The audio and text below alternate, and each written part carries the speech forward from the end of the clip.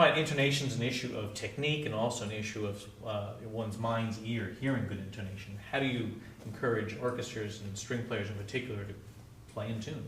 Well, you know, it's a big problem. Orchestras have a specifically large problem because tendencies of instruments are different. String tendencies are different from wind tendencies. You know, some tend to go sharp at some point, others flat at a certain point, depending on the temperature and the weather and the key and all of that. So sometimes I wonder it's a miracle that an orchestra can ever play in tune with itself. You know, there's so many challenges.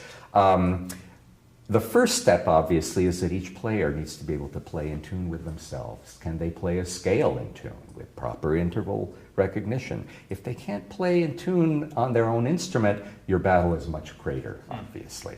So that's one of the reasons I like to ask string players to play scales for me in my auditions. I ask them for a 3-octave scale up and down. I tell them, I don't care what speed it is, I don't care what bowing you use, I'm just going to listen for the pitch and see if they have decent intervallic relationships. By the time they get up to the 3rd octave, sometimes it's way out there in some other planet. But in terms of importance, it's pretty. I mean, if you ask Zell what his top thing would be, rhythm, his next 5 or 6 might be pitch. I would think so, because that orchestra also played with incredible intonation over the years. So that's one thing. Obviously, the individuals have to be able to play in tune on their own instruments.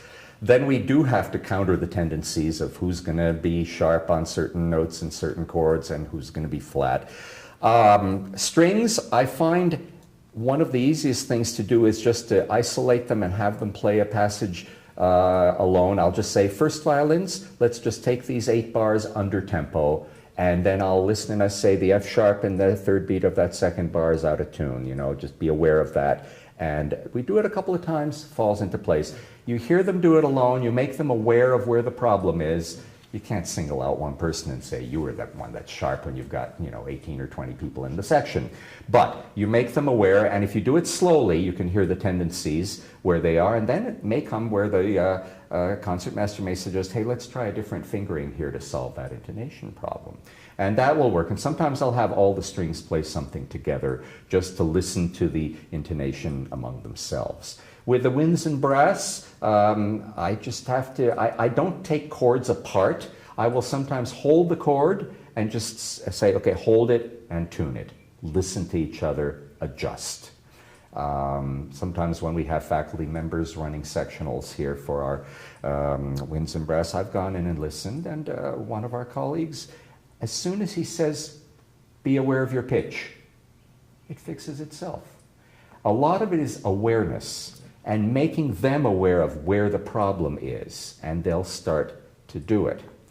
I will find that doing things slowly sometimes helps for everybody. Doing things in unison helps, and holding chords and just tuning them at a certain key spot. When we did the Consecration of the House Overture of Beethoven, which just opens with those 4 or 5 spaced chords with huge rests in between them, I would just have them hold the chord mezzo forte until it was in tune, and then the next one, and then we would play them in tempo, and they were like 200% better, without having to single out people or say, all right, let's hear these octaves now, and now put in the 5th and all that. I know people do that. It's time-consuming, it's tedious, and sometimes you don't always get it right either. I remember vividly, and of course this applies to a professional situation, but we had a Conductors Guild conference in Houston one year, and one of our panelists was the principal clarinet of the Houston Symphony. And one of the conductors asked him, how do you deal with intonation issues? Or how do you want a conductor to deal with intonation in the winds? And he said, the first thing he said was, don't take the chord apart note by note and try to tune it. He says, first of all, you'll be wrong half the time. Secondly, that's our job. Make us aware of where the problem is. We'll fix it. But good intonation is a long-term process. He said, we just hired a new second clarinet a 1.5 years ago. Plays with us 52 weeks a year, 8 services a week. He's just starting to fit in.